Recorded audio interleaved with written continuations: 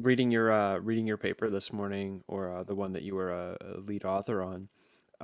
I You had this section about awe and a quote which was like the nerdiest but best description of awe like I've ever read. I mean, like, best non-poetic description of awe I've ever read. Some of those Yeah, poets who yeah, could take us to places that scientists never will. Um, yes. but uh, but it reminded me of this article that I wrote, whatever, 5 years ago, or seven years ago, that I sent to you to check out. I mean, I wrote it 7 years ago, but I thought that you might appreciate it. Yeah, no, it's I think the thing of awe, I think there was a paper in 2018, that Hendricks paper on awe as being a mediator of the being a key part of the psychedelic effect, actually, the experience of awe. And I think it's interesting, obviously, because being in nature, part of the experience of being in nature under the stars, looking at big trees, looking at mountains, is the experience of awe. So one of the things I see as, like, yeah, potentially, like, psychedelic use in more natural settings, I feel is much more likely to elicit feelings of awe. And we know that awe is a positive thing to experience. Like, it has, well, like, long term well being and pro social Hmm. effects. Hmm. So, and obviously psychedelics are perfectly capable of inducing awe on their own, with, an internal setting with closed eyes. But I think there's a potential synergy there for enhanced awe, and that's something worthy of exploring, I think. I agree. And let's pause here because I didn't intend to get into the interview, but we're already here. So let's take a break and get some AV stuff set up so that everything is sounding and looking good.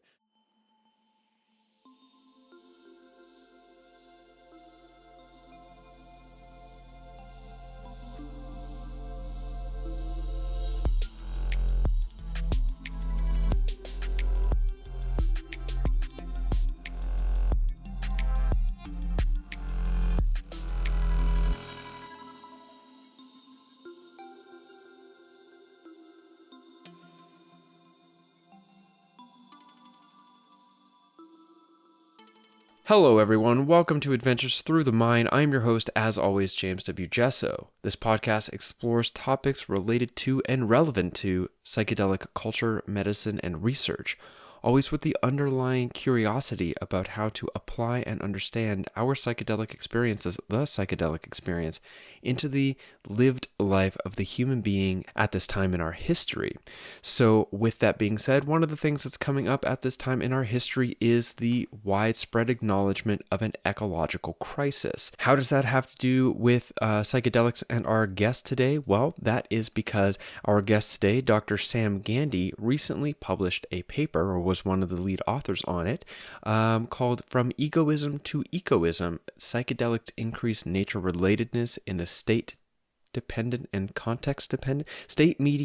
context dependent manner. Dr. Sam Gandy is an ecologist, writer, and speaker. He works as a collaborator with the Center for Psychedelic Research at Imperial College London, and he's on the show today to talk about that paper and talk about some of the larger issues around nature relatedness, disconnection from nature, or nature unrelatedness. I don't think he used that word, and how that relates to the current disposition we are in as a civilization inside of the larger ecological crisis that we're all facing. Now, Sam is in no way, neither am I, here to present some sort of magic bullet, just like, giant brushstroke hyper generalization that psychedelics might save us from the ecological crisis, as if taking more mushrooms will end the fossil fuel industry or something.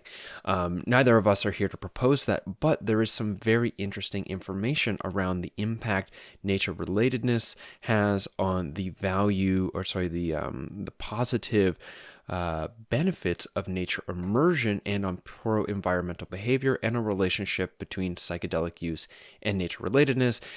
So basically, there's a lot to discuss here, and that's why the episode is essentially 2 hours.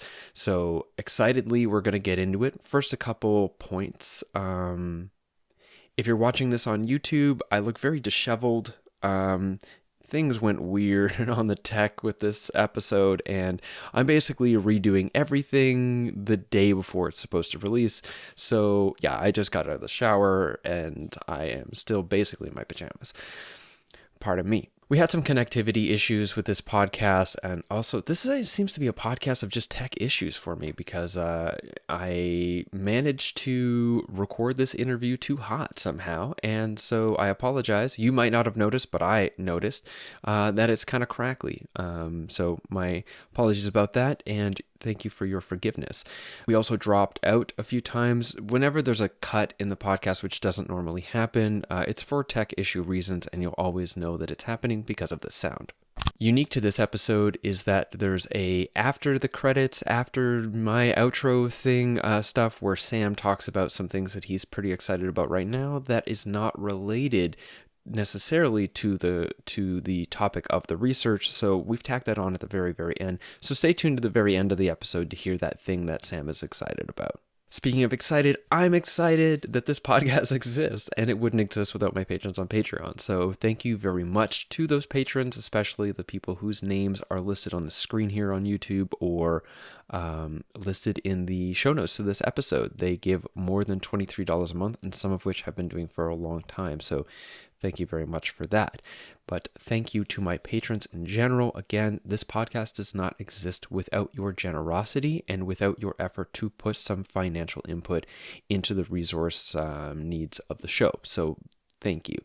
If you're not yet a patron, please become one. That would be really appreciated. You can do so for as little as $2 a month, and everything is something, and it all adds up into the larger revenue pool that supports this podcast. So please do that. Patreon.com/James W. Jesso to do so.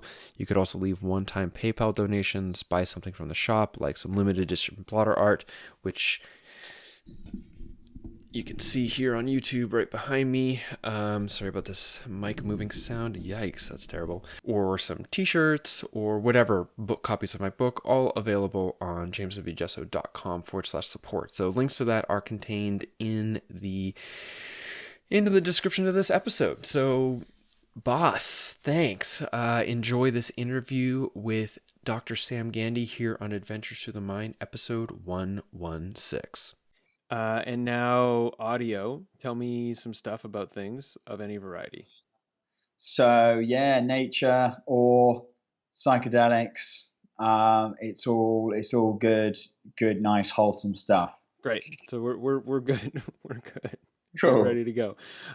Okay. Well, Sam Gandy, welcome to Adventures Through the Mind. Thanks, James. Good to speak to you. Thanks for having me. Again, last I saw you was during Breaking Convention. Did we see each other after Breaking Convention, or that was like? No, we were going. Our paths were going to reconverge, but they didn't quite. That didn't quite happen in the end. But the reason they were going to reconverge also didn't happen for me, in fact, actually. But that's yeah. No, that was funny, but no, it was good. It was good to connect at Breaking Con. It's a good, really good event. Mm-hmm. Especially given the content of what we're going to talk about today, and Gale, I don't remember her last name, who was, pardon? Gale Bradbrook. Yes, who's one of the founders or sort of like the head person around Extinction Rebellion being at the conference, and the real sense of what are we doing with this whole ecological crisis thing, and how do psychedelics have anything to do with what seems to be a much more pertinent issue was really like an ongoing theme at that conference. Yes. Yeah, it was good. I think it was good that they kind of devoted one of the symposiums to the whole ecological crisis, climate change thing, because it's definitely something that is worthy of more attention than it's currently receiving. I think because it's fundamentally at its root, it's although we can see it as an environmental crisis and it seems something external to us humans, like it has a psychological. It's very much underpinned by a psychological root from a psychological disconnect from nature. So there's a very important psychological angle that needs to be addressed and looked at with this whole ecological situation we're in. Mm-hmm. Okay, on that note, then, because you were giving a talk, or you were chairing the panel at Breaking Convention that was about the environmental issues. So I gave a talk. I wasn't chairing the panel, but I was part of a panel sort of after that kind of symposium on psychedelics and the climate crisis, ecological crisis, with a few other people. Hmm. So I want to ask you about the paper that you co-authored, that you're one of the lead authors on, the egoism to ecoism. But maybe since we're on the topic, as a participant on that panel, what do you feel was sort of like the most relevant things that came up on that panel about psychedelics and the ecological crisis?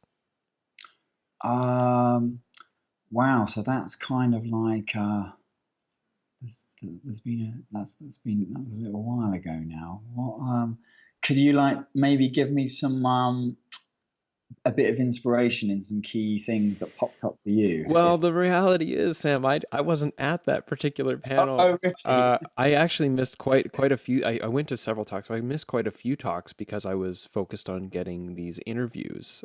Yes. That you Yeah, being one of sure. them. So I did miss several panels. But you know Uh, what? Let's just hang on. It was quite a while ago. And yes. we'll get into the point of this episode. But you look like maybe you're gonna say something. You want to? Um, So it was interesting. I think there was a Never panel, which I've been told I was a part of, actually. I think by David Nutt, when I don't think I was, with Gale, Bradbrook, and I think Rosalind Watts as well, and a few people. And I wasn't there to hear the comments, but I was a little bit surprised to hear that Gale Bradbrook said that sort of the nature connection aspect of like the pro-environmental movement is or like the environmental movement's not particularly important, and that I flagged that because that sort of concerned me in the sense that we know very clearly from the research from the literature that pro-environmental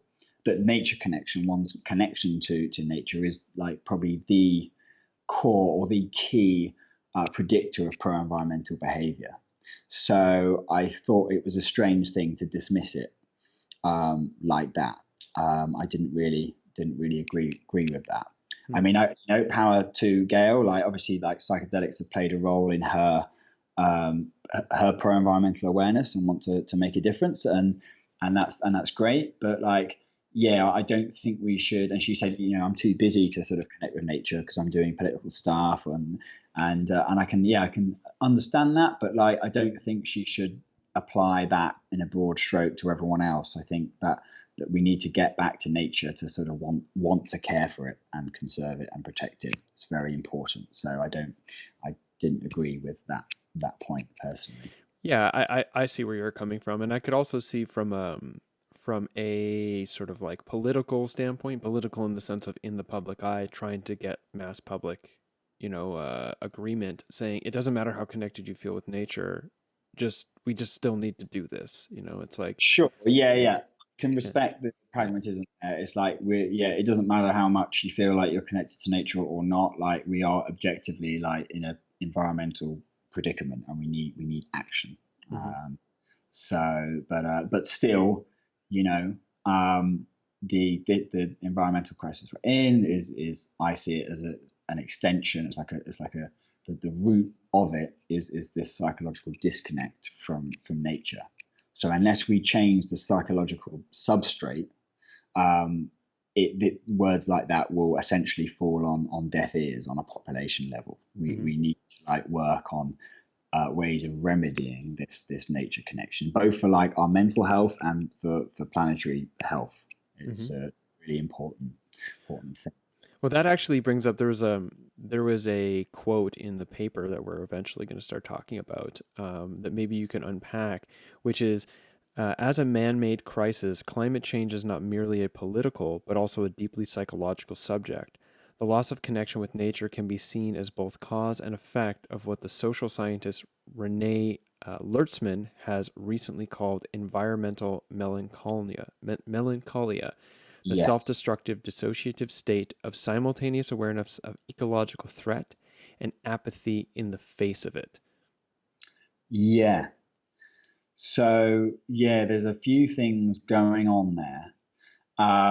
So firstly, like a few people have mentioned to me that there appears to be like this groundswell in environmental awareness and eco anxiety as well. And I guess some people take that as a sign that things are shifting, not in terms of the eco-anxiety, this groundswell of environmental awareness that something positive is happening. And I see that as more of a symptom of the environmental destruction, the ecological destruction that our growing disconnection from nature is causing.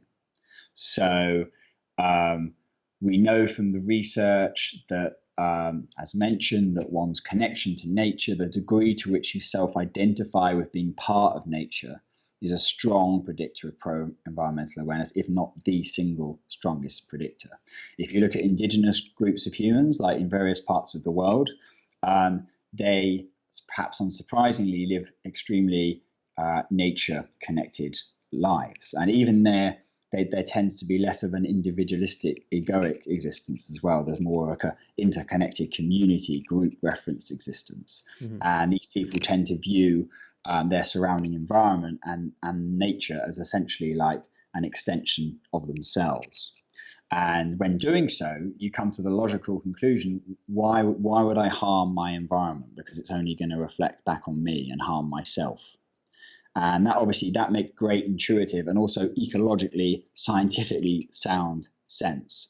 And one of the great tragedies and one of the great dangers of the massive success of our materialistic technological civilization, and I'm not knocking it for its successes, we're able to have this fantastic conversation through the internet on different sides of the planet, but one of the very worrying aspects of our civilization is it's come at a major cost, and that cost is a growing disconnection from nature, from the natural world, from the ecological systems that underpin life, including our human lives. Which then gives rise to the types of behaviors that have been generating and perpetuating the sixth mass extinction, the climate crisis that we're in. Like our civilization is an extractive, primarily an extractive civilization, kind of fixated on this short-term economic gain model, which is, as I see it, like the current economic and political systems that kind of govern Western civilization are entirely incompatible with a long-term viable ecological future on this planet.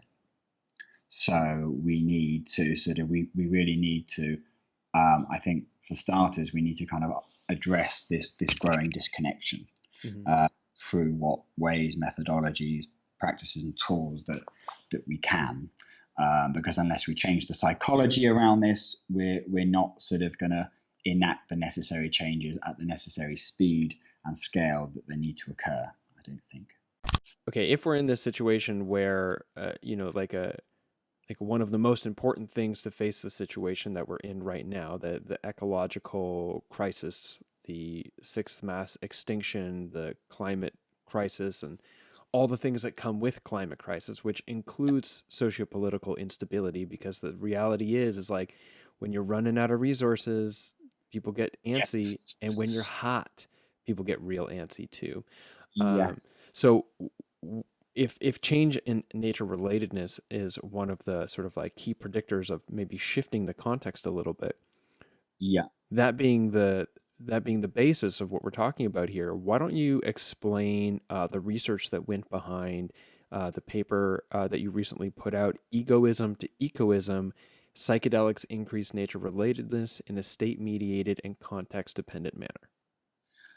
Sure. So this was the result of a survey study. So this is a quite sophisticated online survey interface, a prospective survey interface developed by some web designers working with Imperial.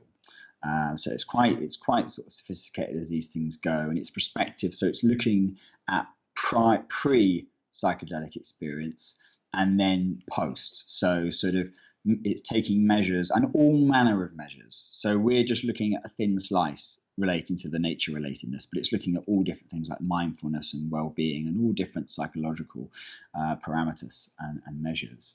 So, and it was, looking before, immediately after, 2 and 4 weeks, 1 year, and then 2 years. So you get these nice snapshots of immediately after, short term, and then longer term, to see how these values and measures are shifting over time. So there's been there's been a few correlative studies suggesting that psychedelic users, they tend to be more nature-related people. Anyway, but we can't definitively say from these studies whether it was the psychedelics, like a chicken or egg scenario, where you can't definitively say what's causing that, and maybe those people are like that anyway. And to be honest, I think there is a bit of a two-way thing. I think people who rate higher in nature-relatedness and higher in personality trait openness are going to be more open to want to experience psychedelics in the first place. But we also know from those Robin and Taylor Lyons of the Center for Psychedelic Research Imperial, they published a paper a few years ago, and it was a subsample of the psilocybin depression participants, and they looked at their nature-relatedness sort of pre and post psilocybin. And this was with psychedelic naive people who obviously had major depression and had psilocybin sessions to try and treat that. And they followed up these people 7 to 12 months later, and they found this like strongly significant and also enduring effect on people's nature relatedness. People's measured went up and then they stayed high. And it was interesting hearing some of the individual accounts from people. So some of these people who were really depressed, it's like nature had kind of like fallen into the sort of, had gone fuzzy in the background. People were no longer really thinking about it or sort of responding to it. And it was only after their sessions nature came back into the focus in their lives in a profound way. And they're like, they hadn't realized they'd been missing it until afterwards. And then it kind of came back into focus. So, but our study, so it was, we looked at a few different things. So we were interested, obviously, just focusing on classical psychedelics, so psilocybin, LSD, mescaline, DMT, ayahuasca, these things. And we were interested as well in looking at natural environments. So did people have access to natural settings during their psychedelic experiences? And we also asked them, to what degree did you think this was important for your experience itself? And then we also looked at measures like ego dissolution and mystical experience and these things. And yeah, we found this really quite strong. We found a few interesting things. So firstly, we had a few psychedelic naive people in the sample, but we had people with varying levels of psychedelic experience prior to doing the survey. And we found a very strong effect of prior lifetime usage of psychedelics on nature relatedness, which was interesting. And this has been echoed by, there was a study by a guy from Yale, Matthias Forstmann, and his colleague, and they also found this kind of lifetime usage of psychedelics predicted nature relatedness quite strongly. So we found that. We also found that there was a strong association between people's nature relatedness and their well-being issues as well, and there's a very strong body of literature linking nature relatedness to all manner of psychological measures of well-being and health, which we can maybe go into in a bit. So that was interesting. And we also found that ego dissolution experiences and access to natural settings, as you might expect, also both positively predicted increases in nature relatedness. And this has been suggested as well by previous correlative studies. The theme of ego dissolution has come up before, but yeah, here we sort of like show that quite clearly. And the other interesting thing is that this is a really enduring effect, this shift in how people relate to nature. It sort of, once it sort of goes up post psychedelic, it remains elevated for up to 2 years later. We found, in fact, there was this interesting effect where the increase was larger after 2 years than one might expect. So it seems like people, well, perhaps you can get this interesting positive feedback loop where through perhaps psychedelic experience and your eyes are open to the wonders and beauty of nature, you then spend more of your time in nature, in natural environments, doing nature-based activities. That in turn makes you more connected to nature and then spend more time in it. So you're getting increased reciprocal benefits of increased nature relatedness and also the health effects of nature immersion, which are kind of like increasing your nature relatedness as well. So, and we did, it was quite a good sample size. It was 654 people. Like the previous study that was the first study to show this prospective causative role for psychedelics increasing nature relatedness was only, I think, about eight people. It was just a subsample. I mean, so although the sample was small and there was no placebo, like the relationship was very strong. It was a clear effect, even though it was a few people. Whereas this was a good sample of 654 people to start with. So it's I mean, I think it's sort of a positive step forward, I think, with this whole kind of area of psychedelics and nature relatedness or connection. Mm-hmm. So let's talk a little bit about nature relatedness a bit more, because I have some questions to ask about, like some critical questions to ask about the unfortunate impact of articles like yours, the accidental impact, the unintended consequences. Um, Yeah. but when I was reading this, there was a whole section in your paper that was just like boom, boom, boom, boom, boom, boom, boom, boom, boom. These are all the ways that nature relatedness increases well being. It was like it wasn't unbelievable because I was like, oh well, yeah, of course. But it just like it kept going, and all these references and all this research that supported how positive relating to nature and being in nature is, and all these different areas of one's life. It got to a point where I felt I was in a place of awe. I was like, oh my God, like this is incredible. I can see why people are like, yeah, just get out in the woods, you'll be fine. But maybe you could talk a little bit about that, about, we've been talking about how increased nature relatedness might play a positive role in, facing the ecological crisis that we're in, which is extending to large geopolitical crises. But that is also kind of a stretch, on some level, right? Um, but increased nature relatedness resulting in positive like outcome in a person's well-being, I mean that's directly, we could directly point to that and say this is reliable. Can you talk a little bit about how Sure. and why it's good for people? Sure. So no, in terms of the strength of the scientific literature on the kind of well-being benefits to the individual of increased nature connection are very strong indeed. And I think it's important just to point out. So as mentioned, nature relatedness or connection is simply a measure of one's self-identification with nature. It's the degree to which you perceive yourself as being part of nature. So it's a separate thing from nature immersion, from spending time in nature.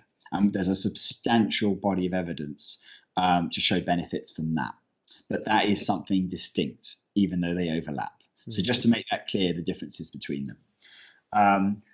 There are a number of effects that sort of heightened nature relatedness is strongly associated with. So this can include lower anxiety, increased vitality, life meaning, positive effects, so propensity to experience positive emotions over negative emotions. And it's also, interestingly, a mediator. It acts as a mediator for some of the benefits of actually spending time in nature. So the perceived restorativeness of natural settings, the positive effect gains are partially mediated while spending time in nature through your connection to it. And also, interestingly, when you rate high in nature relatedness, you're more likely to place value in intrinsic rather than extrinsic aspirations. So things like community, self growth, and self development over things like money, fame, power. Now, is this another chicken and the egg thing? Or chicken or the egg thing, where it's like, would people already have those intrinsic motivations and that is part of the personality structures that lend towards wanting to be outside? Or was there direct evidence that beforehand? I see what you're saying. I think the studies that we're referencing here are showing a causative effect on this. They're showing this shifting in values where they weren't so highly rated before. I see what you're saying, but I think the research that's being done kind of accounts for this particular chicken leg thing. It's definitely a harder thing to do with the psychedelics, given how hard it is to do the research. But researchers have taken this into account. And so, is there anything else kind of going on there? Well, it's just interesting to add that, so we know quite clearly that nature connection, as mentioned, also predicts pro-environmental awareness. But the other interesting thing is pro-environment awareness, well, and pro-sociality, the intent to benefit, do good to others, are very strongly related. Hmm. So you can't increase one without increasing the other. This is how interrelated they are. And I think of it like, if through this enhanced nature connection, you're kind of more, your concerns are more outside yourself. They're more external, rather than based on the self. So that kind of, it feeds into your wanting to concern and conserve the environment, but it also applies to other people Hmm. as well in that environment. So it's a kind of positive externalizing of your priorities. And that, I think, in a sense, has the potential to be therapeutic as well. It sort of takes the focus off your own issues, not to belittle everyone's, that we've all got our own challenges and issues in life, but it can be almost liberating, I think, to have, like the astronauts talk of the overview effect when looking at the Earth and space. And I think psychedelics can provide this sort of similar experience of levity and perspective. And you realize that your little life and your little issues and the things that come of it, in the grand cosmic scheme of things, they're really pretty small. So it's like, maybe, don't need to get so hung up on them. Mm-hmm. And then you see the bigger picture, and it's like, you maybe have an increased sort of awareness of the bigger picture and wanting to sort of put your energy out into that, to some degree. Mm-hmm. Mm-hmm. Interesting. It makes me think of many years ago, I got really involved with a man's work named Martin W. Ball. He's not too active on the scene anymore, but he was one of the first people sort of publicly really talking heavily about the impact of 5-MeO-DMT and what Yes. 5-MeO-DMT, what in his rather extensive experience, seemed to Yep. suggest about the nature of reality. And Yes. which is that everything is God, everything is I am God, right? And you are Yes. also I am God, so it's not like I'm the Yeah. one, it's like Yeah. there is only one being that exists kind of Yeah. thing. Yeah.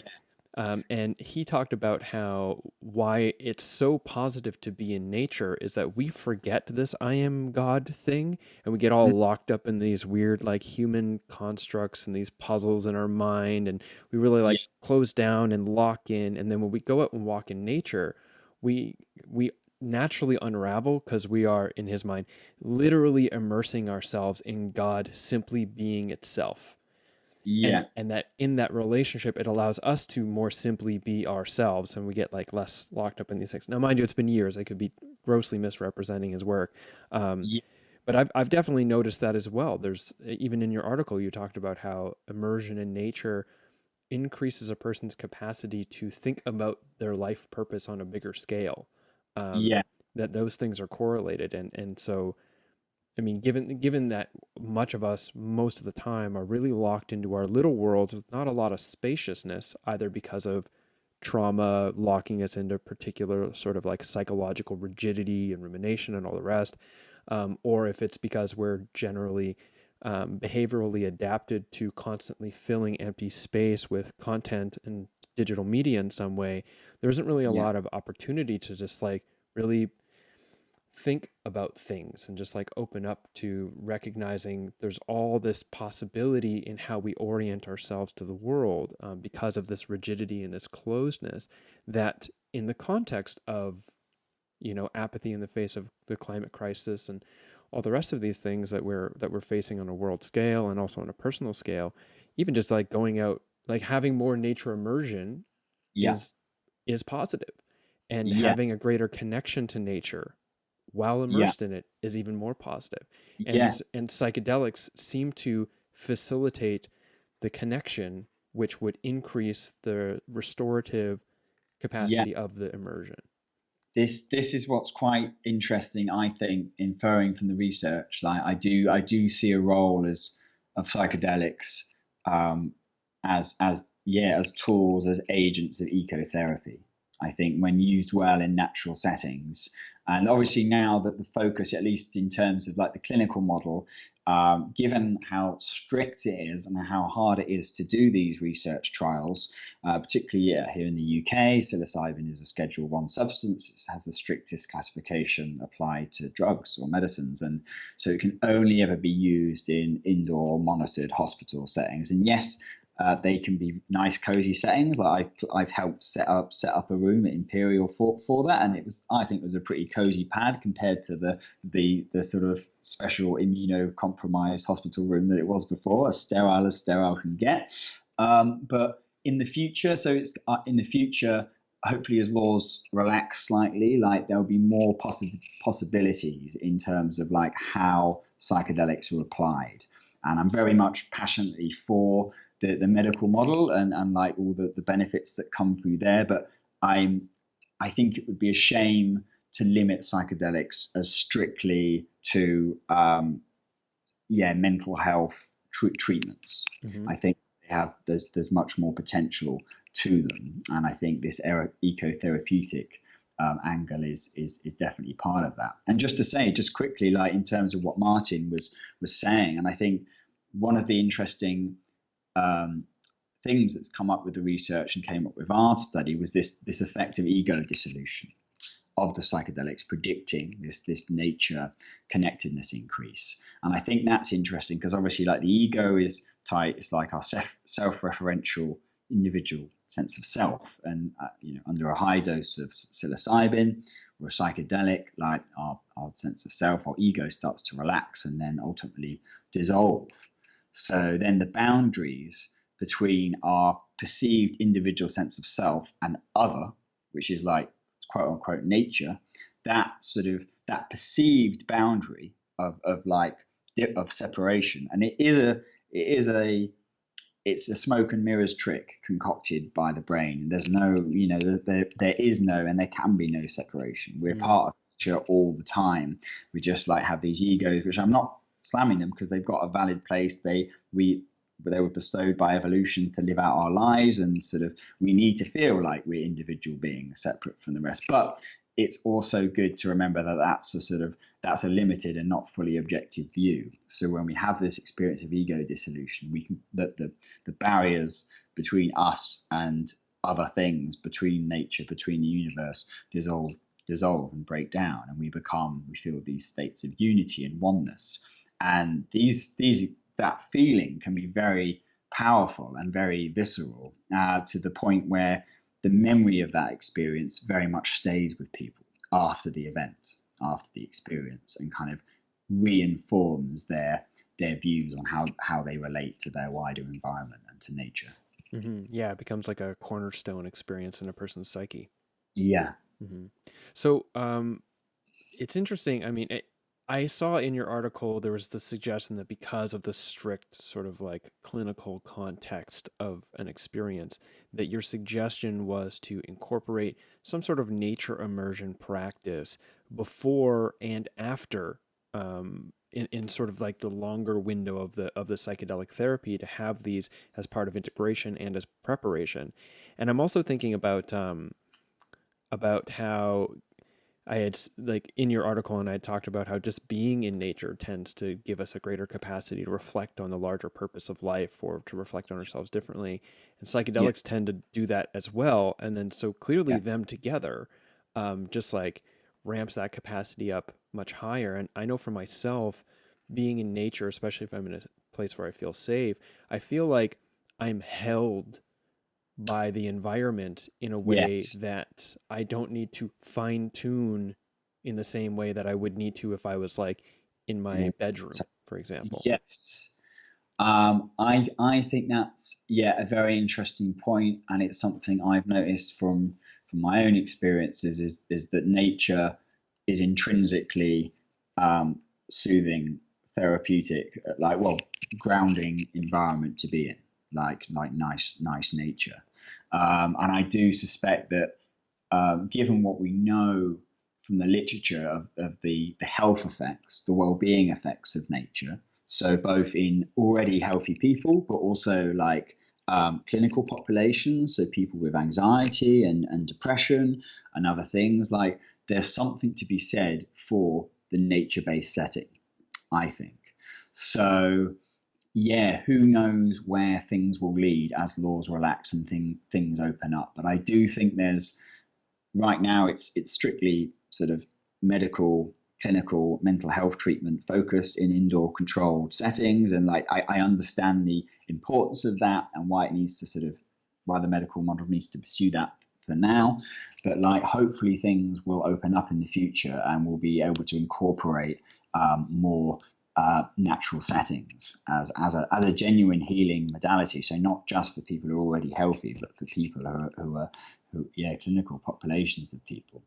And it's interesting. There's one of the bits of the research I talk about it's simply like acknowledgement of nature, and obviously that's something that psychedelics definitely do. Is you tend to like notice things in nature that might otherwise pass you by, and the simple act of acknowledging nature increases connectedness, not just to nature itself, but on all levels, it seems, on broad levels.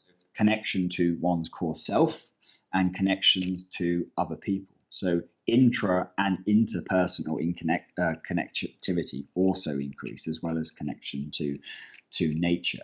So that I find really interesting. I mean, we know from the research of my friend Dr. Ros Watts, as part of her depression research at Imperial, that she found that a universal theme reported by the depressed by the patients with depression was they felt disconnected. They felt disconnected from themselves, from others, and the world at large. And psilocybin worked in part by facilitating a reconnection, by connecting people to themselves, others, and the world at large. And it seems that one of a pathway of doing this is nature, is simply the acknowledgement of nature and our surrounding environment.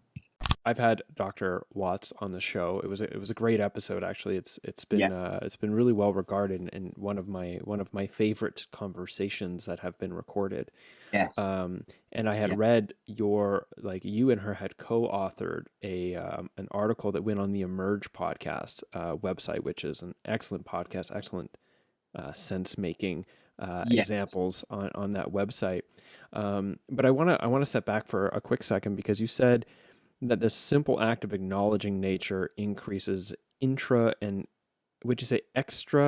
intra connectivity? Yes. I mean, I've kind of made up so intra personal is focused on ourselves and inter is other people. Got it. So is that something this is sort of like a practical question.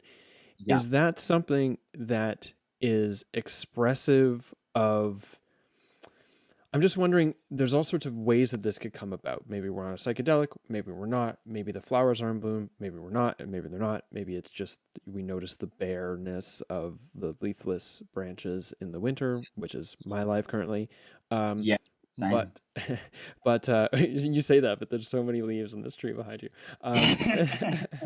Anyway, so is this something that is related when it emerges spontaneously, or is the say effort to go out in nature and say my goal for being in nature is to acknowledge and notice things? Can one sort of like can you increase the connectivity by consciously entering into an effort to increase your acknowledgement of nature when you're immersed in a natural environment? Or is it something that has to happen organically, or can it be trained in oneself? Is what I'm asking. That's a good question. Yeah, I think to be honest, either or. I think for some people this will come quite naturally. So sort of like more naturally nature-centric people will just tend to acknowledge what's going on around them. Like I know a few people who are bird watchers, and like there's been some research on bird watching as a hobby, like how good it is for the brain, which makes sense because you're essentially using your Paleolithic human awareness. You're not only looking at what's going on, but you're listening as well. So it very much puts you in this kind of enforced mindful state in the natural environment. So to some people, this will come quite naturally and quite easily. And I don't think it really takes much effort to say, if you're going out into nature, say if you're taking the dog for a walk, just to be mindful of what can you see, what can you hear, what can you smell, what are your senses telling you, what's going on out there, how does it change through the seasons. I think for other people, it may take a bit more conscious training. But this is like, I think, very easy to do. Like, you can simply acknowledge stuff. You don't need to know what species it is. You don't need to sort of like be able to, you don't need to apply labels to things. It's purely the act of observation and of noticing. And that's all. So I think it's something that anyone and everyone could do. And I don't think you really need to go out of your way much to do it. I think you could easily sort of add that on to any time you happen to be outside. Mm-hmm. Yeah, it reminds me of a few years back. One of the guests I had on the show was a guy named Yarrow Willard, and he's like sort of like he's a herbalist and a educator around herbalism, but also nature relatedness. That's this excellent YouTube channel where he just goes out into the forests of, oh, well, you've been up there, of the Pacific, northern Pacific coast, Yes. and into these temperate rainforests, and just like takes you on journeys to like look at plants and talk to you about the plants and relating to them and stuff. And one of Yeah. the things he brought up as a practice when I interviewed him is what he called microdosing the forest. So you go Mm. for a walk, and as you're walking, you take plants and you get like a piece of the leaf. I mean, you can, like, I tend to ask the plant, is this okay? How about this one? And then just take it and just like put the tip of your lips and your tongue on it. You don't suck on it because, I mean, the vast majority of plants that are in the forest in North America, anyways, aren't they're either immediately gonna hurt you, like poison ivy or poison oak, or they're Yeah. basically fine if you don't consume them. And Yes. you just taste it and notice the flavor of it. You Yeah. look at the plant as you're noticing the flavor, and you just notice. Yeah. And he talked about the like the microbiome Yeah. experience, like the microbiome change and the change in your brain, like basically like a physiological benefit to doing this. And then now talking about this acknowledgement, there's another link there to this psychological benefit to a practice like that. Yeah. No, absolutely. I've taught. There's the head of a nature connectedness research group here in the UK. And he's specifically, his whole area is this stuff. And he's found for his research that a few certain core themes come up with associated with nature relatedness, and things such as compassion, finding meaning, appreciating beauty. But yeah, part of how we increase our connection is sensorially, is through the physical sensorial. So the more ways you can kind of interface with nature in terms of your senses, the better. So I think there's definitely, yeah, something to be said for this idea of this thing of, yeah, tasting the different plants in your environment, as well as just looking at them and smelling them. It's kind of it's an additional way for your brain to connect to the environment. So yeah, I think it's definitely got potential as a nature connection practice. Hmm. So I want to step back a minute. And you were talking about, or I was making mention about, the correlation of effect between psychedelics offering this like broad life purpose Yeah. inquiry, and nature offering the same, and that we could combine forces and like, build Voltron, on like a life well-being kind of way. Um, Yes. and I want to link that to something that you had said quickly, and in passing, and see if there's a correlation. Then get your perspective here, Sure. which is, you said these psychedelics, they're tools. Then you paused and you said, or agents, and then you went on with agents. Now, Mm. tool and agent are completely different things, because agent infers agency, which means that it has some sort of capacity to act on its own regard, or act of its own volition in some way or another.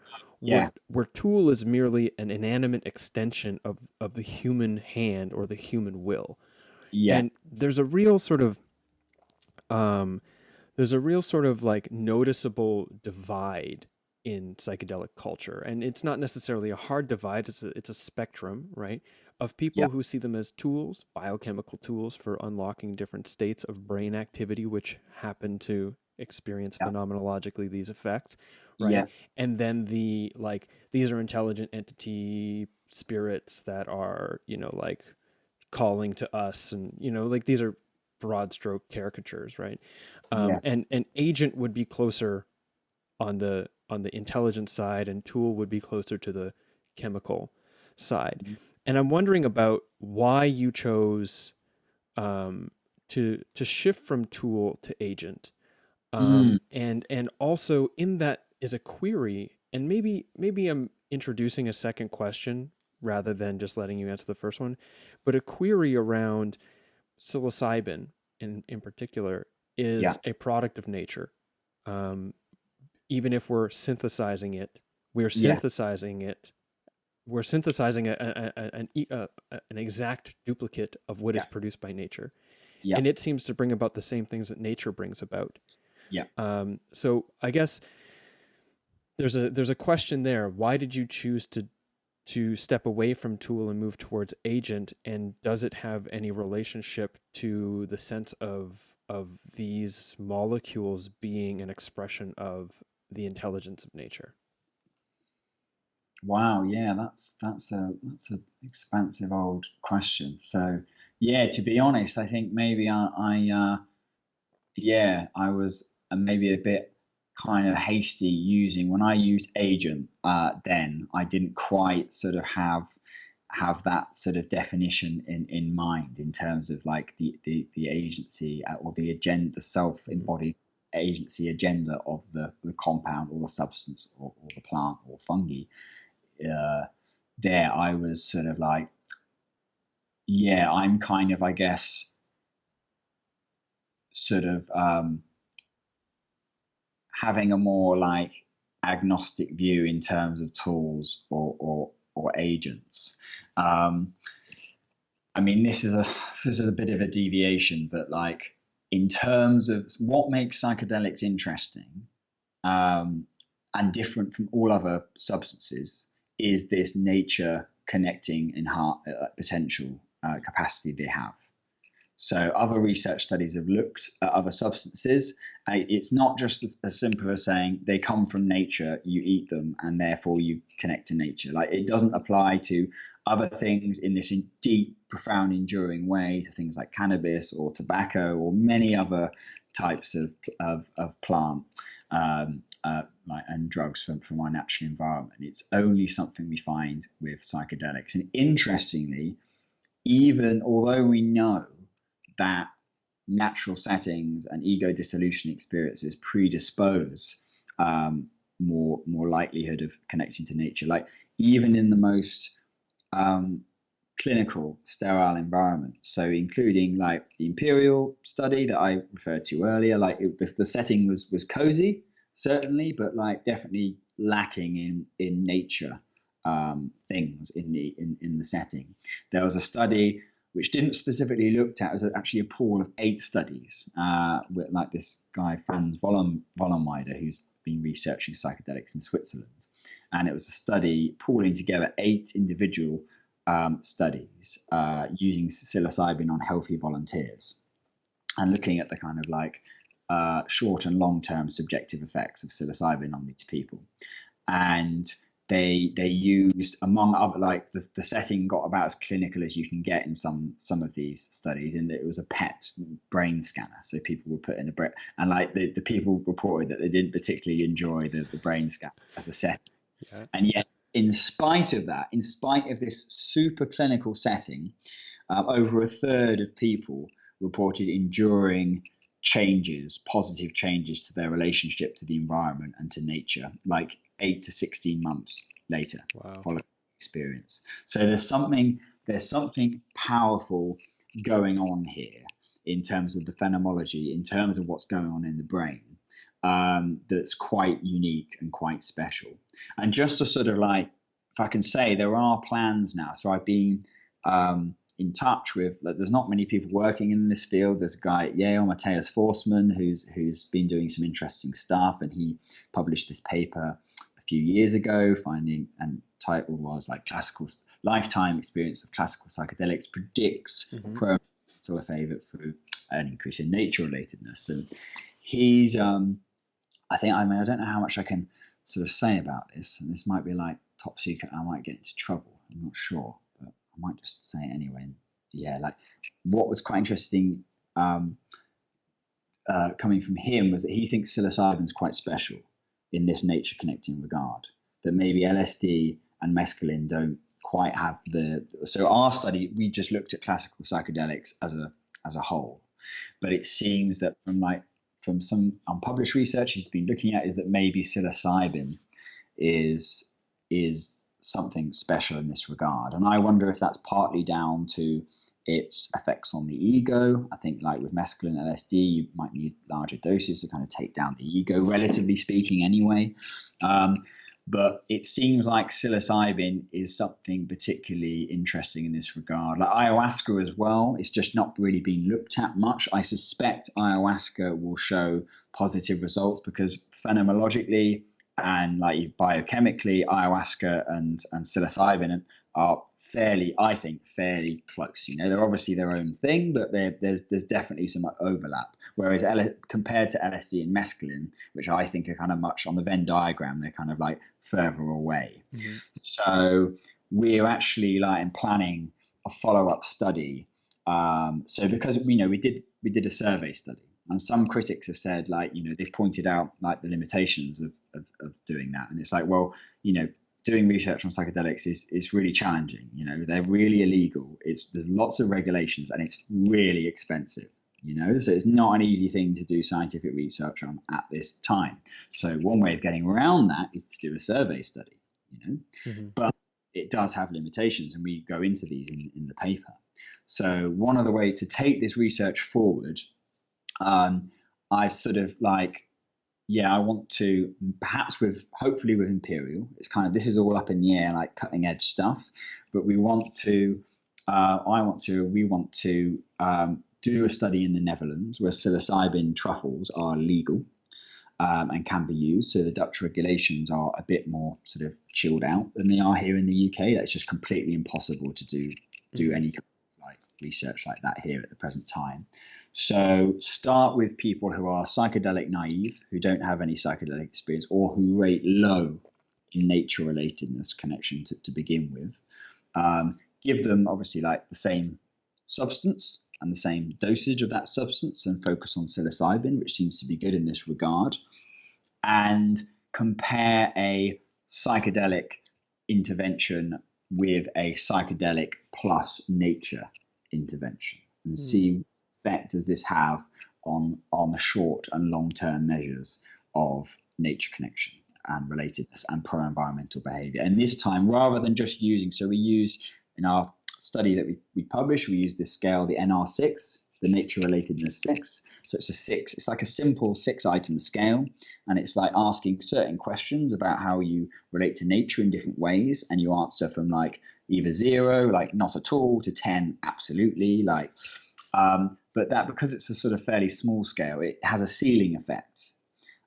So one of the ways I think of gaining more resolution will be to use different alternative nature connectedness scales. There's a scale like the disposition to connect to scale, and I think we can incorporate that and independently look at pro-environmental behavioral changes as well. We know that the nature connection predicts that, but I think we need to look at them both separately and look at like, short and sort of long-term experience. So this isn't, it won't be a rigorous lab-based placebo control study, because that would be really expensive and hard to do, but it could then lead to that.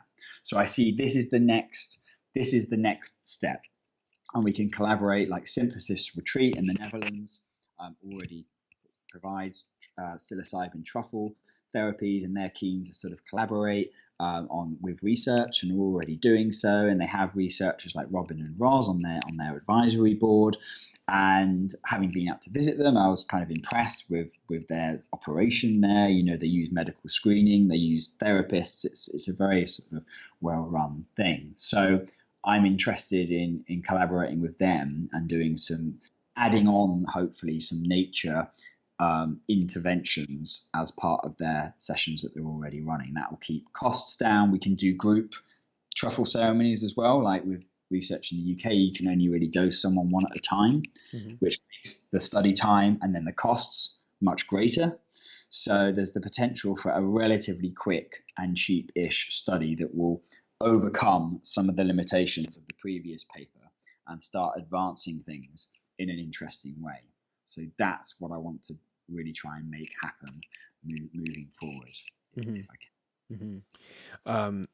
I wonder about how much the influence of being in a group context would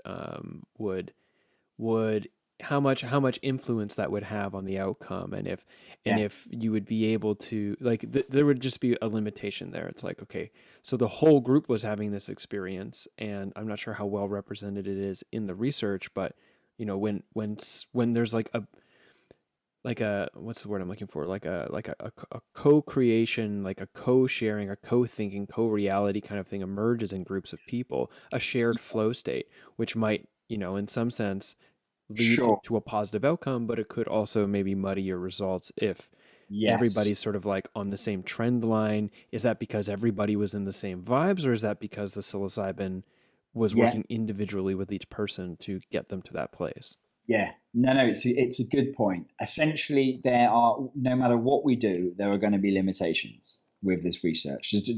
There's no, we can't do the level of study that we want to do to control for everything at this time. It's just way, it's even in the Netherlands where the sort of the regulations are a bit sort of more relaxed, that it's still going to take extended dialogue to engage with the authorities and bring them round to being on board with this. Hmm. And without doing this prior first study, I don't think it's really feasible.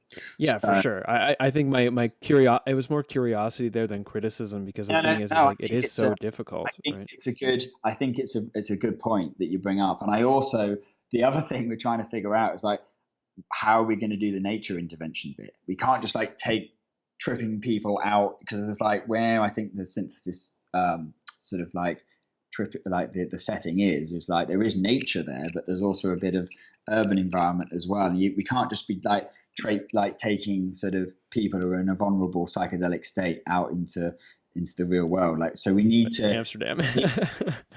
we need to like really quite be quite careful and thoughtful about how we come up with a way of bringing in the nature intervention. And right now we're thinking we can't really, it's not suitable to have people outside there tripping. We need to sort of like either before or after the actual peak psychedelic effect, get people out to nature and do some kind of perhaps nature connectedness kind of exercise with them. So this is the devil in the detail we need to figure out. Like one day I would like to have people in nature for the duration of the experience, get them into a nice forested environment and sort of see what effect that has on people's experiences, but also what effect do natural settings have on people's psychedelic experiences as well. I think there's like a two-way interesting thing here. How does being outside in natural settings, like under the trees or under the stars, how does that affect the various parameters of the psychedelic experience? So that's an interesting thing to maybe look at as well. Mhm. So So thinking about psilocybin being special in that regard, I feel like pretty unapologetically confident to say that that is likely connected. Like I also remain agnostic, or I like to call it virtuously ambivalent about it.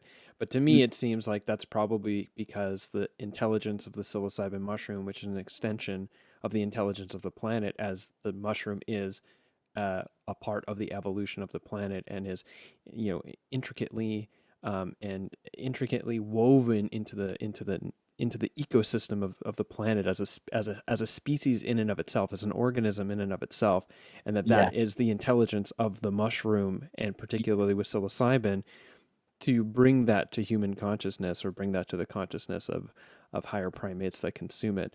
while also Mm. recognizing that I don't know that for sure. So I'll hang on that sort of softly but unapologetically confident to say like, yeah, that's to me that's probably I feel like that's probably what it is. So do you, might I ask you, James, like, is that your take on, I'm sure you thought, why do these fungi produce psilocybin? Like, what's the agenda there? What's the evolutionary agenda underlying that? And is your take that essentially, like, it's because part of the scientific hypothesis put forward is it's some kind of repellent or pest. It's designed to keep pests at bay. We know that psilocybin evolved relatively recently in evolutionary time, between 10 and 20 million years ago. It spread through horizontal gene transfer between these different fairly unrelated genera of fungi. So clearly it conferred some kind of evolutionary benefit because Mm-hmm. it spread quite widely. And like, sure, like it may have started off as some kind of repellent or insecticide or something like that, but there's not any direct evidence to support that. And there's actually evidence on the contrary. Like, they did some research at Kew Gardens on psilocybe cyanocens mushrooms, which are quite potent psilocybin rich materials, and they introduced fungus gnats, which are common like fungal consumers, onto the fungal matter. And basically these fungus gnat larvae, the maggots kind of ate this psilocybin rich fungal flesh and matured to flies without any sign of any ill effect whatsoever, which kind of, and those fungus gnats are like, they're important, you know, global consumers of fungal matter, and they seem to be completely untouched as far as we could see by the presence of psilocybin, by the presence of high amounts of psilocybin. So my particular take now is psilocybin is more likely acting as an attractant than a repellent. It's calling in things like maybe us or other species to consume that fungal matter, and then inadvertently, through doing so, disseminate and spread the spores. I think that's a more likely thing. In similar context, we've recently found that some mushrooms bioluminesce. They glow in the dark. We don't, why their mycelium does is a whole other weird question, but we know that some of the mushrooms that glow in the dark in the forest at night, they're attracting in insects to their light, and then like the moths and the insects that come to the light, they then help disseminate the spores. So fungi are already recruiting animals, and that weird cicada, Oh the yeah, yeah. the fungus, the entomopathogenic fungus that attacks the cicada. And like, I mean, that was found, much to the scientists' surprise doing it. It's like, it's psilocybin is the mind control agent that this fungus is using to hypersexualize these cicadas. And like, most of the time when these fungi attack insects, they kill them, then they fruit. Whereas this one bucks the trend. It's like, no, it turns them into zombies. It hypersexualizes them to the point where the males will imitate other females to call in males. So they grab the males and mate, and they keep mating until their body disintegrates, revealing this plug that releases these spores, like the salt sakers of death. The scientists call. And I just find that fascinating, that such a simple organism can wrest control over a life form much more complex, relatively speaking, and bend it to its whims. And I find that, like, we've got that example there of psilocybin being wielded by that particular fungal species. So I think it should call into question as to why the fungi are producing it. In other species as well. I think it's an interesting thing. I think so too. I'm glad that you started with this question for me and ended up with an answer for yourself. But I mean, the question you proposed to me, it's like I don't pretend to know why the Earth would evolve that. I mean, like there's these investigations that you were talking about, like a quality of thinking or of inquiry that could bring about an understanding, such as the idea of it being an insect repellent. Obviously, not really a substantial argument at this point. Um, No. but but for me, it's like, I mean, at that point, I'm kind of going on what the mushrooms have told me, which is not really a great scientific reference point. Um, but even just thinking about it, it's like, okay, so I don't I don't know how much consciousness or self-awareness is present in the organism of the planet, or how much forethought that organism might have to the unintended consequences of its evolution, or how much sort of like strategic adaptation it's doing with like a particular observation of what's already happening on the planet, so as to sort of curb something. Yeah, okay, viruses emerge, things take over the forest adapts, blah blah blah. It's like how much of that is sort of like a conscious choosing, or how intelligent is that process? I don't know these types of things. Yeah. So what role did psilocybin end up, like why was it brought about? I don't know. I mean, maybe in my mind, as you're talking about attracting things Mm. to the mushroom, the forests are being destroyed by humans, and when people eat psilocybin mushrooms, they love the forest more, which means they're less likely to want to destroy it. So Mm. then possibly the mushrooms are trying to attract people to protect the places in which not just the mushrooms survive, but the entire forest survives, because the Yeah. mushrooms as a species, or fungus as a species, in the forest are more concerned with the health of the entire forest than in its own explicit reproduction, because the entire forest is necessary for the mushrooms to grow, its Yes. life and its death.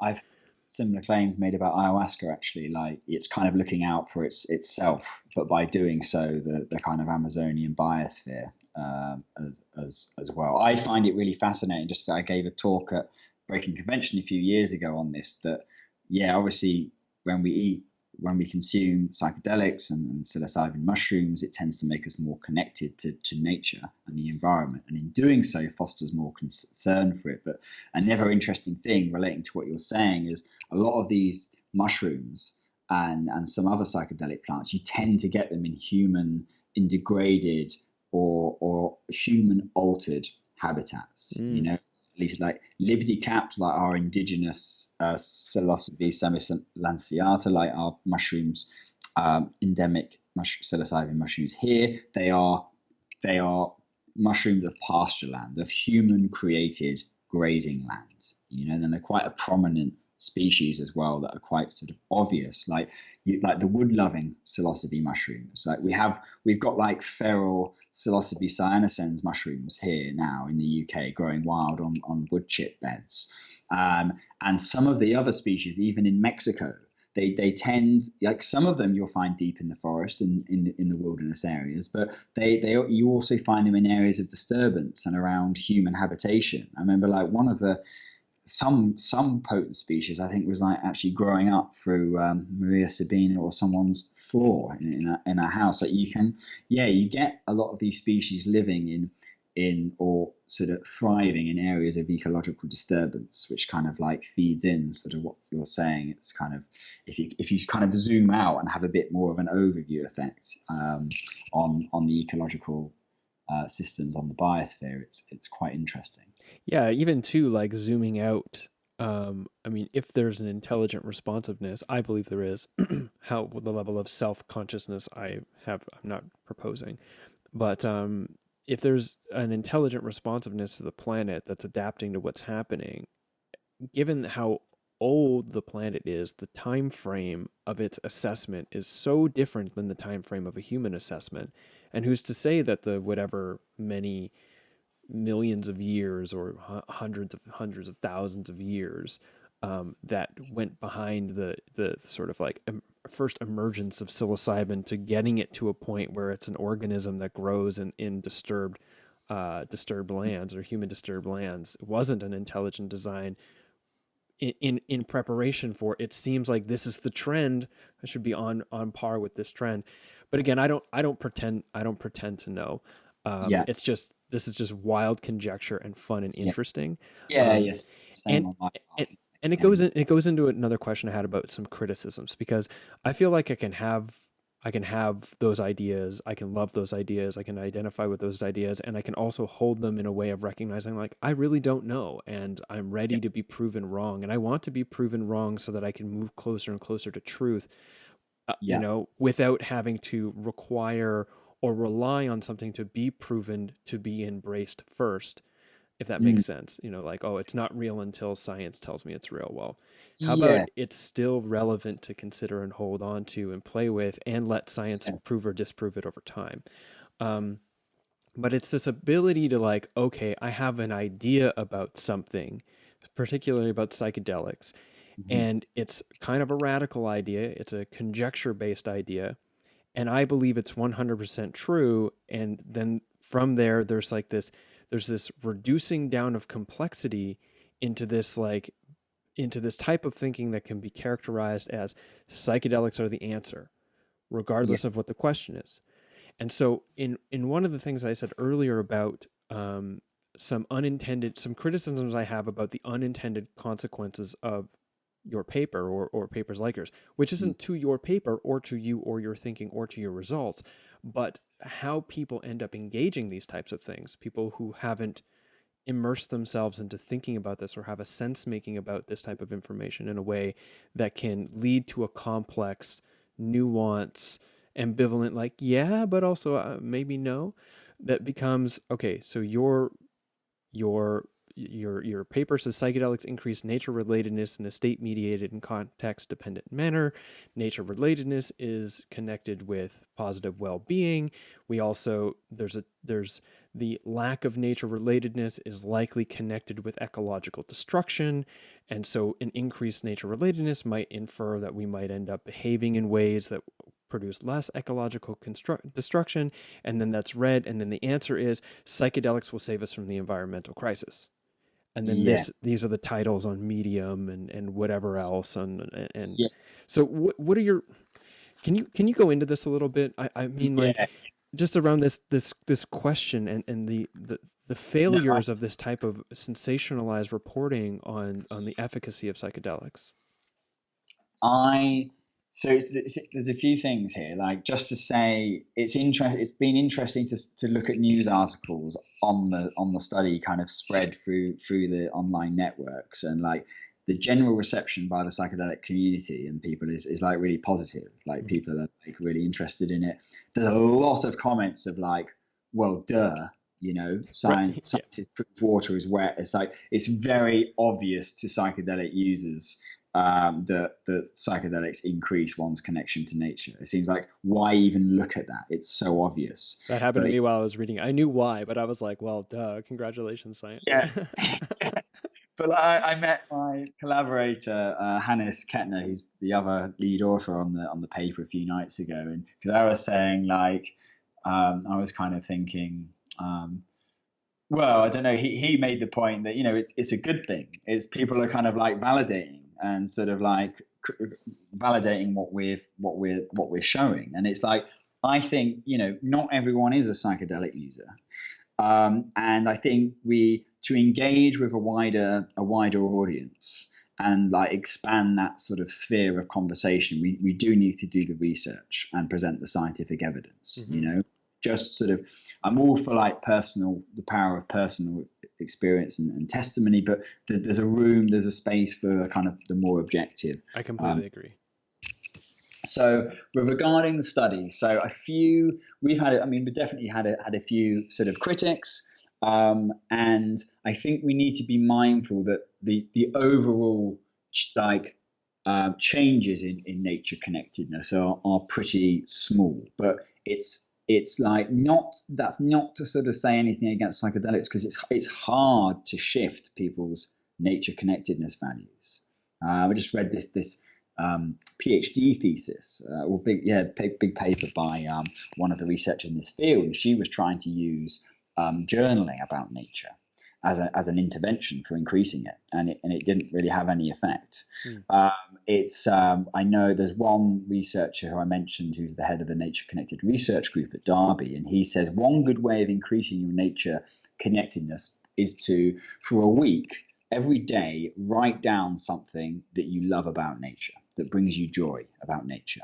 And just doing that apparently will shift your mate will increase your nature connectedness values. Like I did kind of ask him like, but how enduring is this? Hmm. How long term? We know from the research that the psychedelic shift seems to be quite enduring. It doesn't seem to diminish. And I would wonder like for how long would doing something like that kind of stay with you? But the actual changes are quite small. So we need to like the actual increases in nature relatedness. Although the actual, although the change from before and after psychedelic, or sort of when looking at lifetime usage of psychedelics, like there's a highly significant effect there. Like it's inarguable that psychedelics are having a powerful effect, but the actual total change in nature relatedness is maybe not so large. But again, I have to bring up, like, we've used this NR6, this 6-item measure, and that's what's been used in the studies previous in our study. And because it's a small measure, it's got this kind of ceiling effect. And you know what I mean? So for a future study, I'd be very intent on using a few different measures. So we're not putting all our nature connection eggs in one basket. You know, I think let's look at different measures, and let's look also at environmental behavioral changes as well. So having a wider suite of measures that we can deploy. But yes, I think we need to, like, maintain our feet on the ground. Like, I think it would be naive to say, like, yeah, psychedelics are just going to, like, save us, save the world. I see them, and again, I'm going to use the term tool now again. They are a tool. They are not a panacea. They are not a magic bullet. They are a tool in the box, and potentially a powerful tool in the box. Like, looking ahead, I'm kind of interested in exploring more the various interventions that have been found to increase nature connection, because, as mentioned, like themes like meaning and compassion and finding beauty in nature, like a lot of the key themes that come up are very much things that psychedelics will potentially enhance. Especially psilocybin, yeah. Yeah, especially psilocybin. You know, they're non-specific psychic amplifiers, so they will amplify these things, but particularly psilocybin seems well suited to these. So that's kind of what I would like to see moving forward, is, as you say, kind of like, yeah, fusing existing practices and kind of supercharging them with the psychedelics in the same way that with the clinical approach now, it's the combination of therapy and the psychedelic experience. And it's very hard to disentangle the two things. They work very well together. Like, therapy on its own can be helpful, but perhaps a bit hit and miss. Psychedelics on their own can definitely be helpful, can also be a bit hit and miss. If you combine that therapeutic preparation and the support, and then the follow-up integration work with the psychedelic, it really vamps it up. It supercharges the potential there. And I see it. I think there will be a similar potential combining psychedelic usage with pre-existing nature connectedness interventions. I think there could be a good potential amplifying effect there.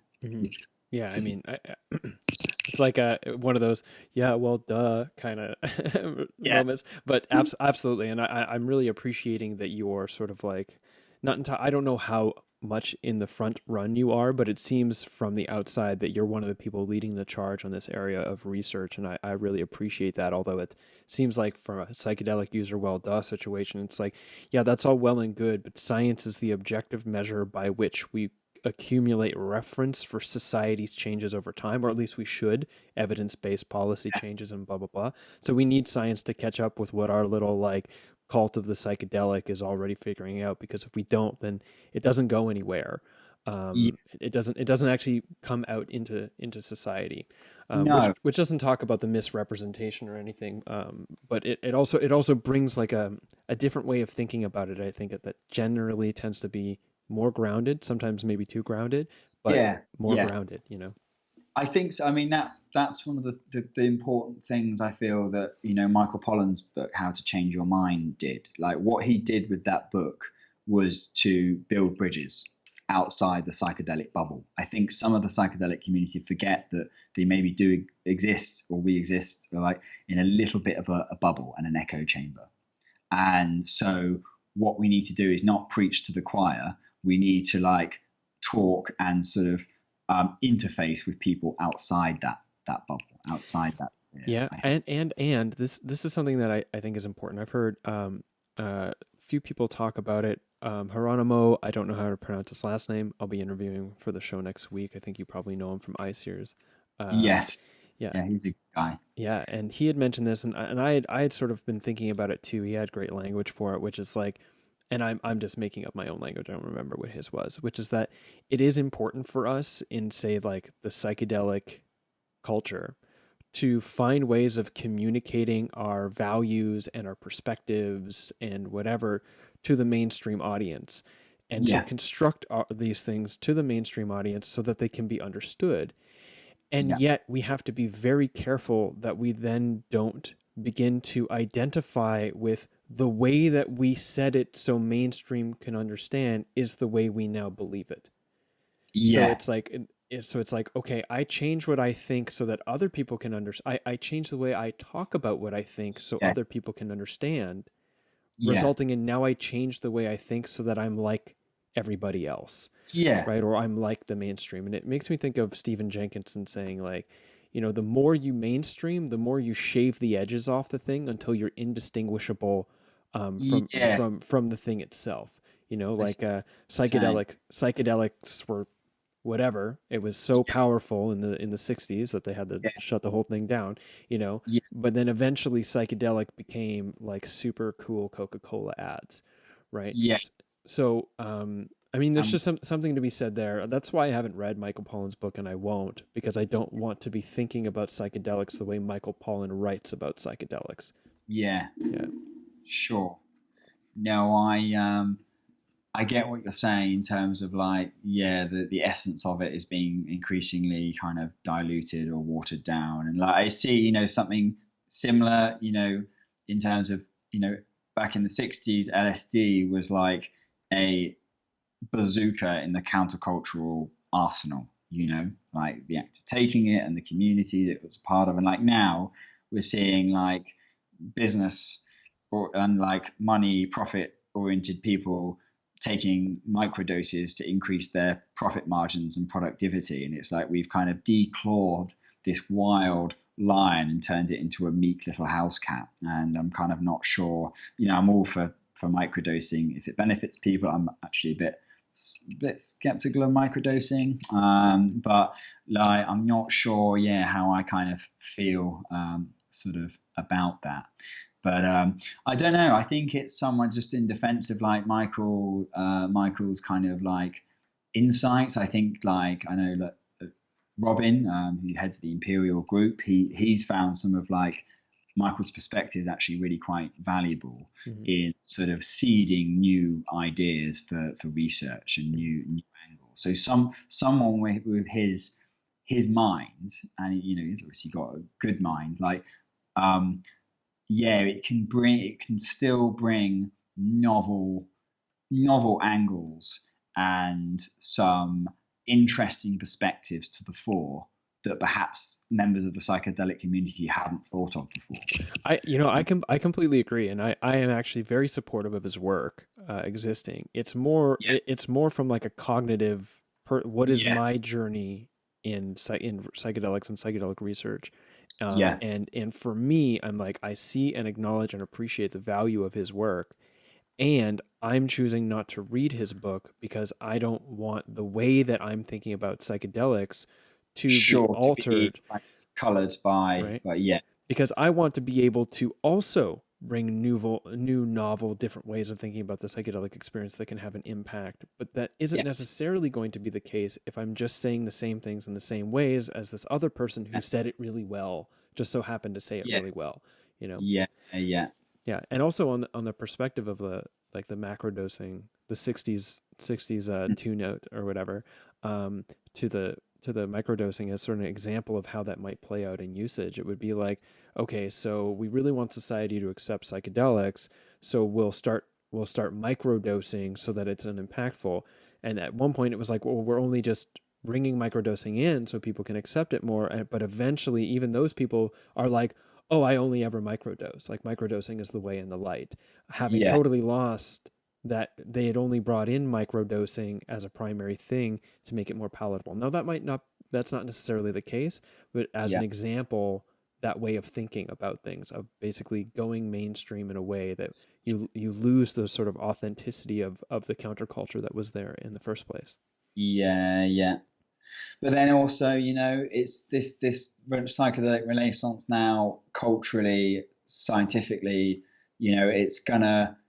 I think it's gonna play out differently, and I think a certain amount of kind of mainstreaming, unfortunately, for better or worse, and there might definitely be negative aspects. That's more likely how it's going to play out. I think the first time round, it was just too powerful, it was too novel, it was too unsettling for the authorities at the time there, and it's sort of this second wave I think is playing out differently. Like obviously the media seems to be much more, much less hysterical and more sort of on side. The rigor and standards of the scientific research are much stronger than they were back then.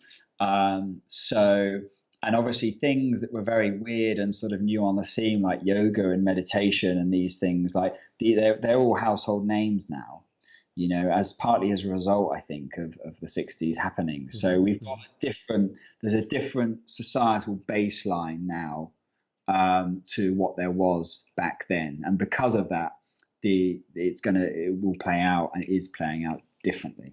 Yeah, I see that. And I think it's great. I'm not against any mainstream of psychedelics. It's really along the lines of like, where do I want to sit in all of this in regards to how I understand my experience?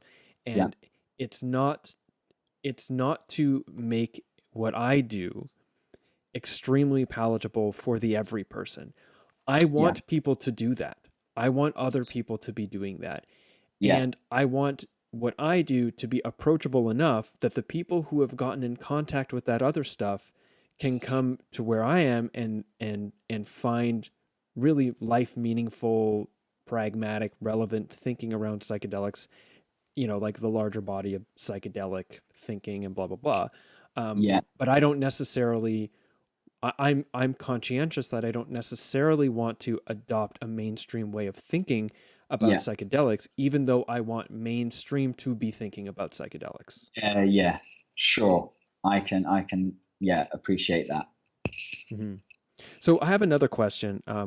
We'll draw to a close here shortly. And I mean, this question, I don't think I'm asking you to step outside of your knowledge base here, because it is going to talk about some of the psychotherapeutic benefits of psychedelic encounters.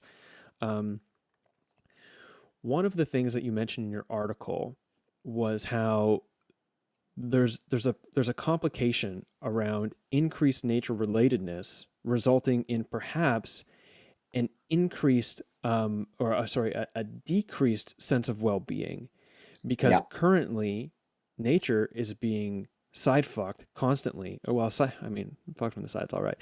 It's being pillaged, and it's being yes, horrendously treated, and an increased relatedness would come as increased maybe sense of grief or sadness. And exactly.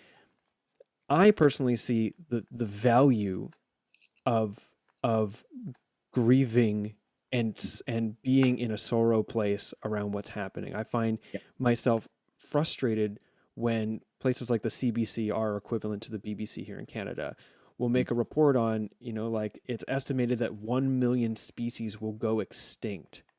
yeah, That's heavy news. And then it ends with, but don't worry, because some conservation efforts have allowed some species to survive in the face of endangeredness. It's like, yeah, okay, so the truth and then some sort of like pacifier, but it's okay. Go back to feeling okay about things. We can't feel any yeah, sadness or grief or worry because that could yeah. disrupt things. And I get that. But okay, so I've started to answer the question on my own, and I did not intend to do that, so I apologize. Can you No, talk a little bit about why a decrease in wellness as a consequence of an increase of relating to nature, yeah. and nature suffering is a positive outcome or not? I Sure. mean, maybe you don't think it's a positive outcome. Yeah, yeah, no, that's a good question.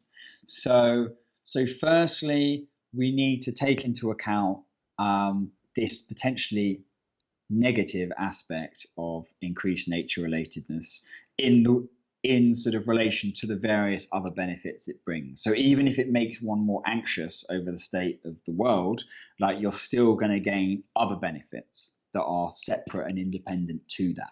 So that's a first kind of like caveat I would just put out there. Um, In terms of, yeah, so even even on the scale of the individual, as part of Ros Watts's research, it found that psilocybin not only facilitated connection but also acceptance, acceptance of unpleasant feelings and emotions that one would otherwise maybe try and push away, or in terms of addiction, try and numb through a certain substance.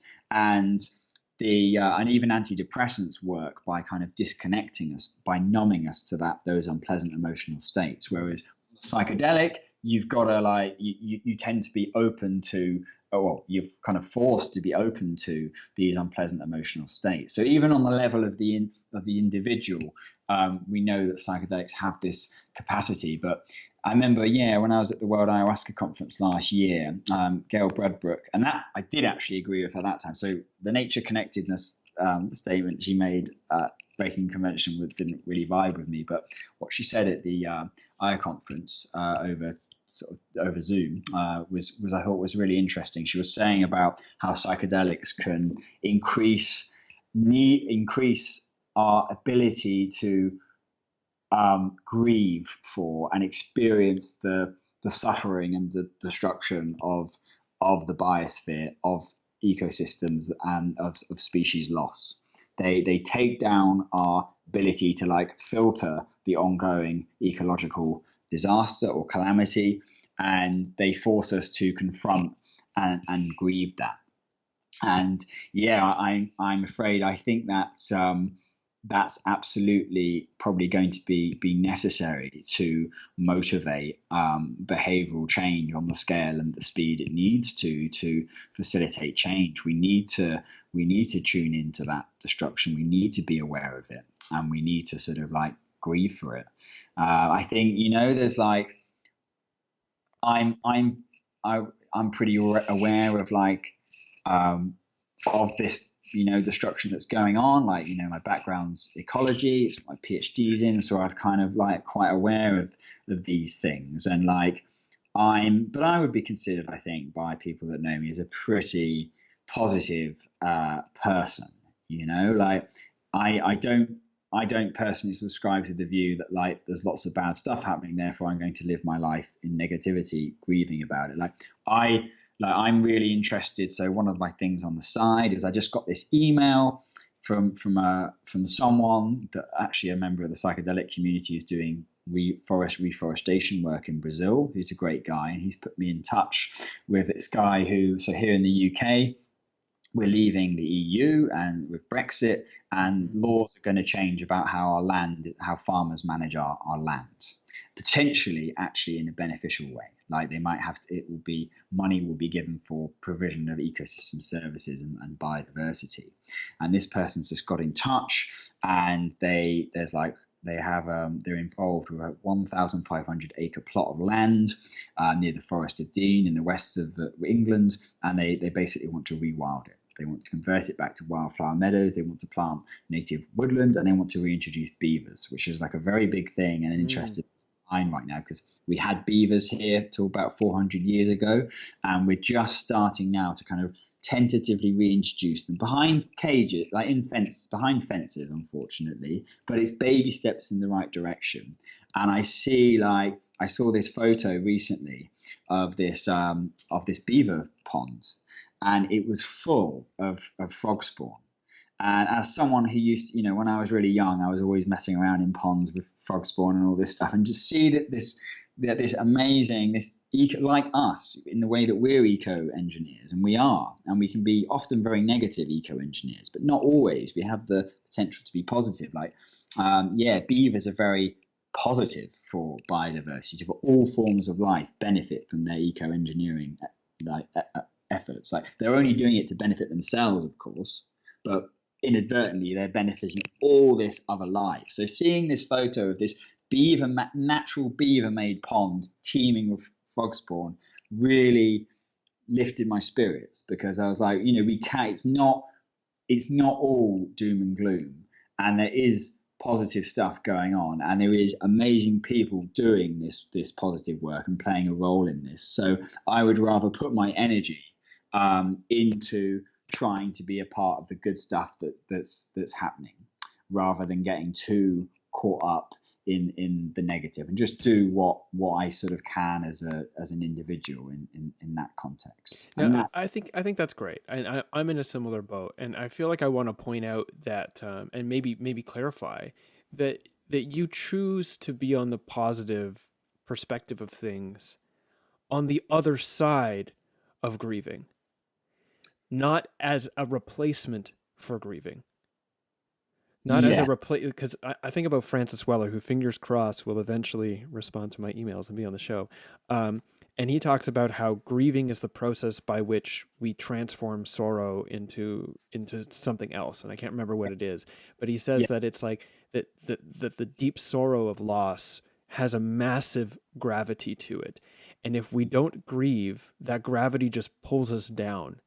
But if yeah, we do grieve, that gravity restructures our priorities in life. yeah. And paraphrasing, obviously. So what I'm hearing you talk about, and just to clarify, is a positive perspective on the other side of grieving, not in replacement for it. Yeah, I think that's an interesting perspective. And just going on my own personal life, um, not more zoomed in on my interpersonal stuff, like grieving the loss of a partner or something like that. I think just you need to kind of like fully embody and experience that feeling of loss and process it and learn from it, and then in time you won't feel like it at the time, but you will grow as a human from that experience. It will like deepen, like open your heart, and it will be a benefit for you in your future life trajectory. So yeah, no, I do think that the sort of like, yeah, experiencing that grief and coming to terms with it is definitely a very important part of progress, and then like, yeah, hopefully fueling like proactive action in the future. Yeah, I love your reference there to like a personal heartbreak. I mean, there are few things in this world that will transform a person more than heartbreak. And Yeah, one way of that might be to ensure that you never get your heart broken, which means never falling in love, right? yeah, Another way would be to try to get away from your heartbreak, you know, and yeah, then another way is to feel it. But the thing is like, if if after heartbreak, if you don't fully go in and let it change you, then a few things will happen. Like, one of which is, I don't think you'll ever be able to properly love again, because you'll yeah, always be constantly walking around with this fear of this unfelt grief. And on yeah, another end, you won't be able to learn the deep impact of what it means to love again after heartbreak, yeah, which is which is not more but different in I think in a much more in a much deeper, more substantial way, to then mm, find love again after heartbreak. yeah, Um, and rather than to whatever the consequences might be. So like, yeah, to find positivity on the other side of grieving, to yeah, choose to open your vulnerable heart back to loving the world in in the ways that it's healing and it's regenerating, even in the face of all the deep heartbreak that is present for the fact that the death and destruction still continues. yeah, yeah. No, that's nicely put, I Hmm. think. Well, let's draw a close. I'll have the last words for this interview, I guess. Um, what can people do to support your research slash learn more about what you're doing? What are the Sam Gandy links that people need in order to follow up and contribute? Um, well, that I mean, that's a good question. So right now, as I say, it's really quite early days in this whole area. I'm really intent on advancing the research here. As mentioned, I really want to do this study that will kind of overcome some of the limitations um, of the previous study, and sort of build on that. And that, I feel, will act as a stepping stone to more ambitious studies, but also the potential future application of psychedelics as agents or tools of ecotherapy.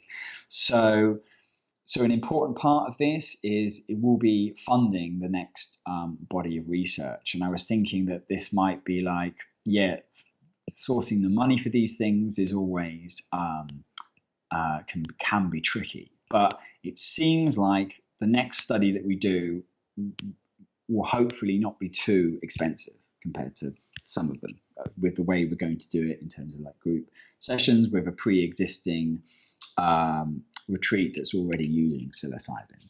So at this stage, hopefully, if I do end up collaborating with Imperial on this, we will be able to link to a funder who will potentially, or funders that will be interested in supporting it. So, you know what? It's a good question, and I'm not sure. Well, how about this? Any of the people listening, and I have no doubt, because I know personally that there are people who are in academia and people with quite a bit of money in their pocket at some point, for whatever reason, are listening and are inspired by what Sam is doing, to contact Sam and see if there's any way that you can help contribute to this research happening. Does that feel? Yeah, no, that's really nice. I mean, I'm not a hard guy to find online, with various like social media platforms, and I'm all over freaking the internet. So I'm not a hard guy to track down. I'm always up for connecting with people that want to speak about stuff, and I get like emails and messages like quite often from people like wanting to connect and speak about this stuff, and I always try and like get back in touch and reciprocate that. I think it would be quite interesting to explore more the nature connectedness side of things. So it might be interesting to collaborate with, in the future, to sort of work with people who are already working in the field of nature connectedness, nature relatedness. Let's draw to a close. How do people then get a hold of you?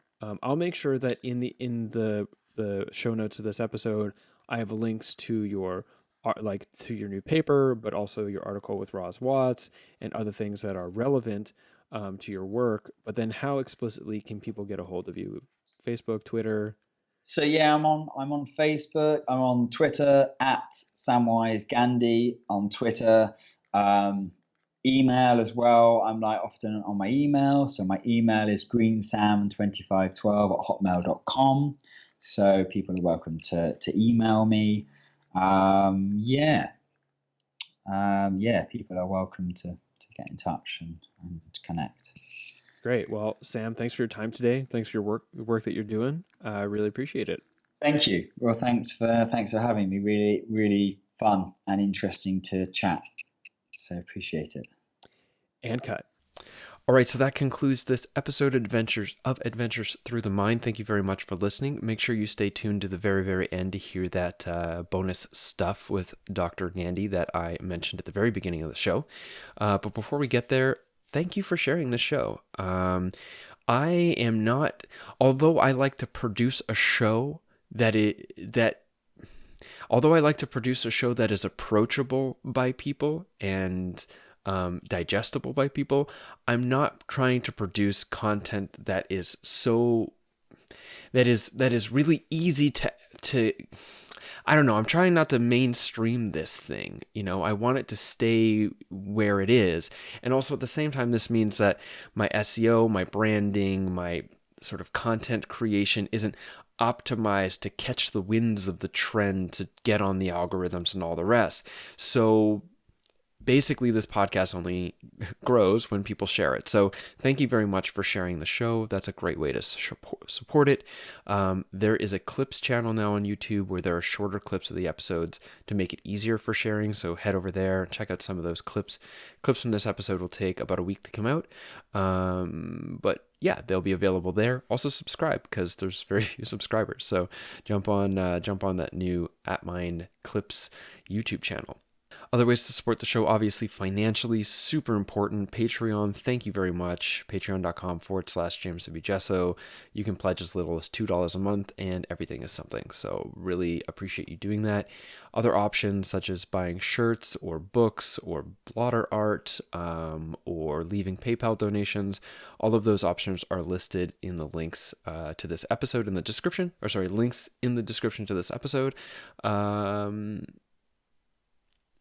or you could just find them at jameswjesso.com. So huge thanks. I'll see you in 2 more weeks for the next episode of the podcast, and I will give the last word here to Dr. Sam Gandy. Thanks for listening. One of the things I really want to do with Imperial, and it's a little bit of a side tangent to the psychedelic thing, but I want to kind of relate it to the psychedelic integration work. And Raza said she's interested in this too, but there's this organization, Trees for Life, that basically they're replanting a forest in Scotland, like a native forest, and they've got this Rewild and Recover program, and they're working with people with mental health issues, so people with addiction, homeless people, asylum seekers with PTSD, and they can attend this week-long, I think week or 2 long tree planting course in the wilds of Scotland.